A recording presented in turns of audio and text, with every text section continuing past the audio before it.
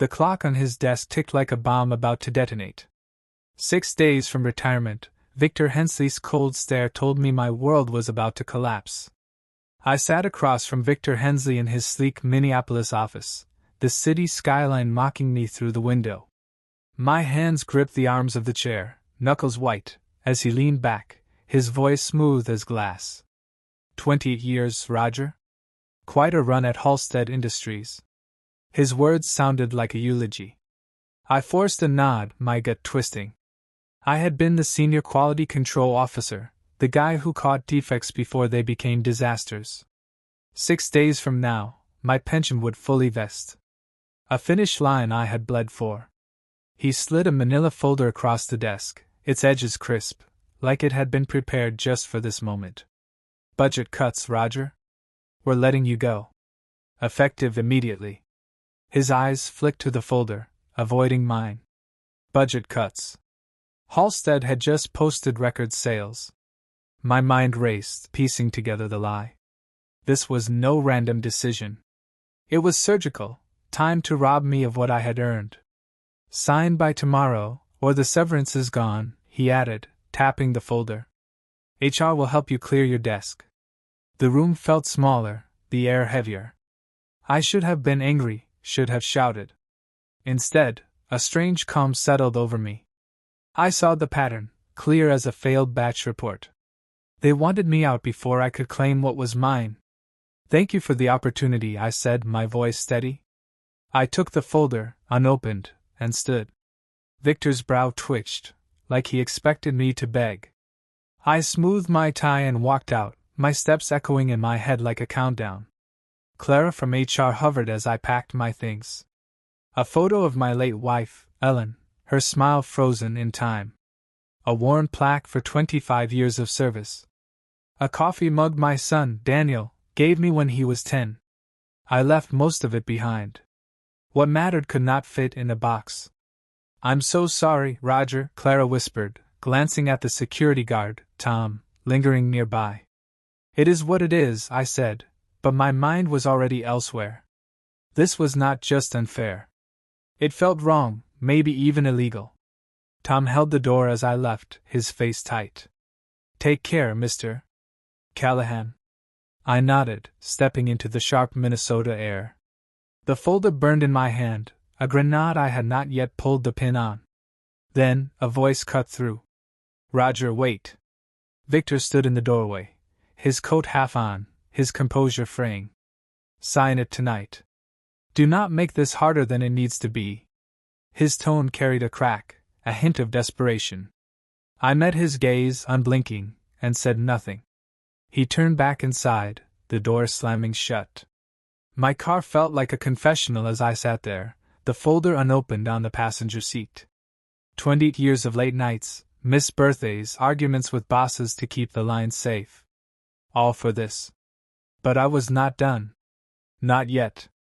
Before we dive deeper into this intense story, let me know where you are listening from. If this hooks you, hit that subscribe button to support us. The folder sat unopened on my kitchen table, a silent accusation under the dim Minneapolis light. I poured black coffee, the steam curling like my thoughts, and stared at it. My home, a small haven since Ellen passed 10 years ago, felt too quiet, too still. 20 years at Halstead Industries had ended with that folder, and I knew it held more than severance papers. It held a trap. I pushed it aside and crossed to the living room, where a fireproof safe sat behind a shelf of Daniel's old sketchbooks. My hands trembled as I dialed the combination. Inside lay 3 years of secrets, 800 pages of reports, emails, and notes I had kept when things at Halstead started to feel wrong. Defective parts shipped despite my warnings. Test results altered to meet deadlines. Orders to look the other way, especially since Victor Hensley took over 5 months ago. I had documented it all, not out of spite, but because my gut, honed by decades of catching flaws, told me to. I spread the papers across the table, each one a brick in a wall I had built without knowing why. A report from last year showed a batch of engine components with stress fractures, approved after I flagged them as unsafe. An email from Victor instructed me to expedite a shipment, No questions asked? My notes recorded a meeting where I raised concerns, only to be told to focus on quotas. The pattern was undeniable. They wanted me gone because I knew too much. My coffee grew cold as I sorted the evidence, my mind replaying Victor's nervous tap on that folder. He thought I would sign and vanish. He underestimated me. I reached for my phone, scrolling to a name I had not called in years. Lawrence Bennett, once Halstead's operations manager, now worked for the Consumer Product Safety Commission. He had always valued my precision, even when others called it stubbornness. I hesitated, my thumb hovering. This was no small step. It was a leap into a fight I might not win. I pressed. Call. Lawrence answered on the second ring, his voice warm but sharp, like he sensed trouble. I laid it out, the termination, the timing, the folder, the files. He listened without interrupting, a skill I had always admired. When I finished, he told me to secure the documents and meet his team Monday morning. Do not sign anything, he said. This could be bigger than you think. I hung up, adrenaline spiking. The house felt smaller, the walls closing in. I moved the files back to the safe, double-checking the lock. As I turned, a shadow flickered past the window, a car slowing on the street. My pulse jumped. I stepped to the curtain, peering out. Nothing but the neighbor's pickup, idling before pulling away. I exhaled, chastising myself. Paranoia was new to me, but so was betrayal. The phone rang, shattering the silence. Clara's name flashed on the screen, HR's reluctant messenger. I let it go to voicemail. Her voice, thin and unsteady, urged me to sign the agreement tonight, saying it was for my own good. She mentioned Victor had asked her to check in, her tone hinting at pressure. I deleted the message, my jaw tight. They were scared, and that fear fueled me. I sat back at the table, the empty coffee mug in my hands. Ellen used to tease me about my checklists, my need to triple-check everything. You see what others miss, she would say. Now I saw it all, the lies, the cover-ups, the rush to silence me. I thought of Daniel, my son, building his life in Chicago, proud of the dad who kept things safe. I could not let him down. Not now. The clock ticked past midnight. I stood, my resolve hardening like steel in a forge. Monday was coming, and with it, a reckoning. Victor thought he had won. He was about to learn how wrong he was. My kitchen table became a war room, papers spread like battle plans under the Minneapolis dawn. I sorted the evidence with precision, 800 pages of Halstead's secrets now in 3 neat stacks. One for the Consumer Product Safety Commission, one for my records, one as leverage if it came to that. The safe clicked shut behind me, its weight grounding my nerves. I had not slept, but clarity burned through the fatigue. Victor Hensley thought he could bury me. Today, I would start digging back. The phone buzzed as I poured coffee, Clara's name flashing again. I ignored it, then a second call, this one from an unknown number. Voicemail captured a terse message from Halstead's legal counsel, urging me to sign the severance by noon or face consequences. I deleted it, my pulse steady. Their desperation was a signal. They knew I had something, and it scared them. Daniel called as I packed my briefcase, his voice tight with worry from Chicago. He had seen a company memo online, vague but ominous, about restructuring. I told him the truth, keeping it brief. I was fired, but I was fighting back. He offered to drive up, his concern warming me, but I assured him I had it under control. Stay put, I said. This is my battle.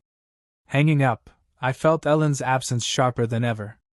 She would have been my anchor now, her quiet strength a guide. I drove downtown to the Federal Building, the city waking around me. Lawrence met me in the lobby, his handshake firm, his eyes scanning me for doubt. He led me to a conference room where 2 CPSC investigators waited, Karen Voss, a sharp-eyed attorney, and Michael Tran, a product safety analyst.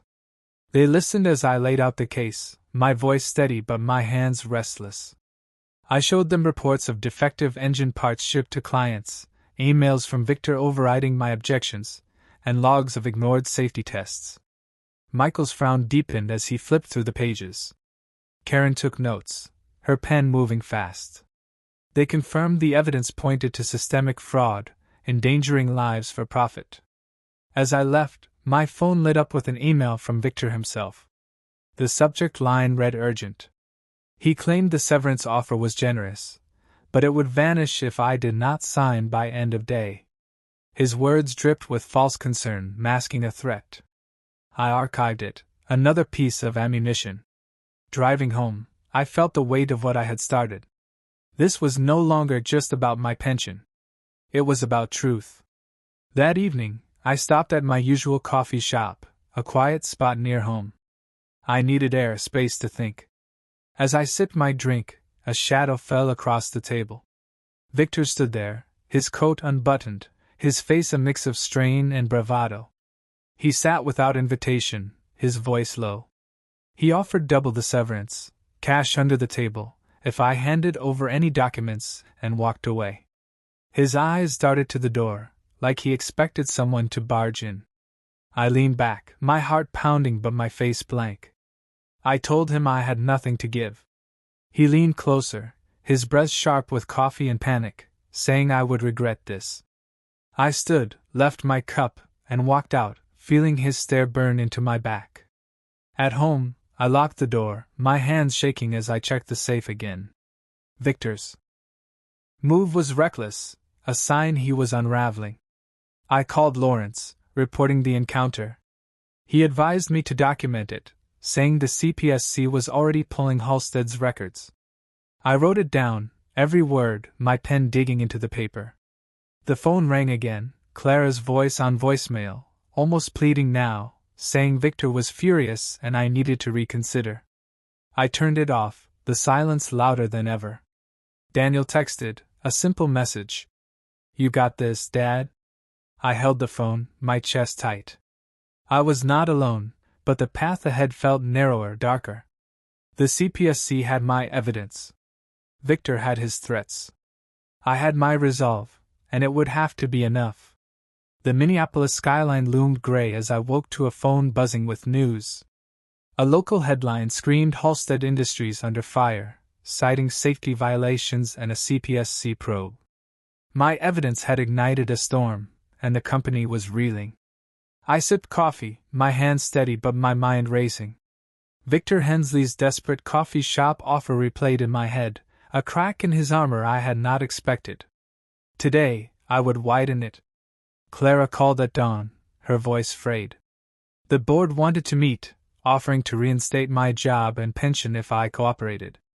I told her any discussion required my lawyer, Margaret, and hung up. The call felt like bait, a lure to pull me back into their control. I checked the safe, the documents still secure, my lifeline in this fight. Then an email arrived from Halstead's chairman, Arthur Grayson, polite but urgent, echoing Clara's plea. I forwarded it to Margaret, my resolve unyielding. At noon, I sat alone in my living room, the weight of it all pressing down. A new severance offer had arrived by courier, triple the original, with a clause guaranteeing my pension. It promised silence in return, a gilded cage. I stared at the papers, my heart pounding. Signing would end this, secure my future, let me walk away. I pictured a quiet life, fishing with Daniel's kids, free from this war. My pen hovered over the signature line, the ink trembling. Then my phone pinged. A message from Daniel. Mom would be proud, Dad. Keep going. I dropped the pen, my throat tight. Ellen's voice echoed in my mind, urging truth over ease. I tore the offer in half, the sound sharp in the stillness. Margaret called, her tone brisk. The board had agreed to meet at her office, not Halstead's, a small victory. I dressed carefully, a suit I had worn to Ellen's funeral, armor for what lay ahead. The meeting room buzzed with tension, Arthur and 3 board members seated across from us, their faces strained. Victor entered last, impossible, his tie loose, his eyes darting to me like a cornered animal. Margaret opened, laying out my wrongful termination and the CPSC's findings. Arthur offered reinstatement again, calling it a misunderstanding. I stayed silent, letting Margaret press them on ignored safety reports. Victor snapped, his voice rising. He accused me of fabricating evidence, claimed I was bitter over stalled promotions. The board shifted uncomfortably, but I felt the room tilt. Margaret nodded to me, her signal. I'd opened my briefcase, pulling out a printed email from Victor, dated months ago, ordering me to approve a faulty shipment or face reassignment. I read it aloud, my voice calm but cutting. The room froze. Victor's face drained of color, his hands gripping the table. Arthur asked him to explain, but Victor stammered, his words collapsing into excuses. I leaned forward, meeting his gaze. I listed 5 other instances, dates and details burned into my memory, where he buried my warnings to save costs. The board's silence was deafening. Margaret added that the CPSC had traced defective parts to 2 client recalls, costing millions. Victor lunged to his feet, shouting that I was a traitor, that I wanted to ruin Halstead. His voice broke, raw with panic, as he pointed at me. Nobody moved. Arthur ordered him to sit, but Victor stormed out, the door slamming like a gunshot. Margaret and I left soon after, the board promising a full review. In the elevator, she squeezed my arm, saying we had them cornered. I nodded, but my chest felt hollow. Confronting Victor had been a release, but it left scars. I drove home, the city a blur. That night, Clara left a voicemail. Victor was suspended, the board in chaos. The CPSC had raided Halstead's files, seizing servers. I listened, staring at Ellen's photo, her smile steadying me. Daniel texted again, saying he was proud. I replied with one word. Thanks. The fight was not over, but the tide had turned. Victor's empire was crumbling, and I stood taller in its shadow. The Minneapolis air felt lighter as I stood on my new porch, a modest lake house bought with the CPSC's Whistleblower Award. Months had passed since Victor Hensley's outburst in that boardroom, but the echo of his defeat lingered. Halstead Industries had unraveled, its secrets laid bare, and I had emerged not just whole, but stronger. My fight had ended, but its ripples were only beginning. The courtroom was stark, fluorescent lights casting shadows as Victor and 2 board members faced the judge. I sat in the back, unnoticed, watching Victor's tailored suit hang loose on a frame worn by shame. He pleaded guilty to fraud, his voice low, stripped of arrogance. Our eyes met as he left, a fleeting glance holding no anger, only recognition. I was the man who had brought him down, not with vengeance but with truth. The board members followed, their heads bowed, convicted for approving deals that hid defective parts. Halstead paid heavy fines, its stock a fraction of its former glory. I declined their offer to consult, a polished letter from the new CEO, Laura Preston, promising reform. My days with Halstead were done. Instead, I worked with the CPSC, shaping policies to protect others who spoke out. My pension was secured, retroactively vested, with a settlement of 3 years' salary and lifetime health coverage. The money felt secondary. I used the CPSC's award, 12% of Halstead's penalties, to start the Ellen Callahan Fund, supporting workers who risked everything for honesty. Naming it after my wife brought a quiet pride, like honoring her voice in every step I took. Daniel moved closer, settling in St. Cloud with his wife and my 2 grandkids. We spent Sundays fishing on the lake, their laughter filling spaces I had once thought empty. One evening, as the sun dipped low, Daniel sat beside me, his kids asleep in the cabin. He asked if I ever wished I had signed that severance, taken the easy road. I watched the water ripple, thinking of Ellen, of the nights I doubted myself. I told him no. Truth was heavy, but it carried me further than silence ever could. He nodded, saying I had taught him courage, not just with words, but by living it. Halstead rebuilt slowly, Laura's leadership bringing transparent testing protocols. They sent me annual reports, a gesture I read with detachment. The company was no longer mine, but I noted their progress, a nod to the fight I had won. News outlets called me a whistleblower, a title I wore uneasily. I was just Roger Callahan, A man who refused to look away. A final twist came late, when Laura called, her voice hesitant. She had found a hidden memo, buried in old servers, linking Victor to a rival firm that profited from Halstead's recalls. It was leverage he had used to climb, a secret even I had not uncovered. The CPSC reopened his case, adding charges. I felt no thrill, only a tired certainty that truth, once freed, kept digging. My life now was simple, the lake house a refuge. I walked its shore daily, Ellen's memory in every step. I had lost much, years to a company that betrayed me, but I gained more, a legacy for Daniel, a lesson for my grandkids. Honesty was not a choice, but a compass. It led me through darkness, to a place I could call home. This journey has wrapped with raw emotion. Does this ending satisfy you, or did it catch you off guard? Share your thoughts below. If this story makes you want more, give us a like and hit subscribe for the next unexpected ride. Thanks for joining me. See you in the next tale.